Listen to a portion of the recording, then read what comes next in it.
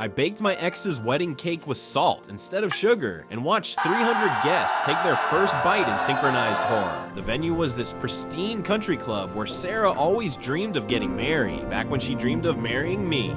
I volunteered to cater dessert because I'm apparently a masochist who enjoys emotional torture. Her new husband thought it was so generous of me to help out. The cake looked perfect. 3 tiers of vanilla perfection with buttercream roses that took me 6 hours to pipe. Nobody suspected that I'd swapped every cup of sugar for salt in both the cake and frosting. My hands were shaking the entire time I was mixing, but I couldn't stop myself. I positioned myself near the cake table and watched as the happy couple fed each other that first bite. Sarah's face went from blissful to confused to absolutely mortified in about 3 seconds.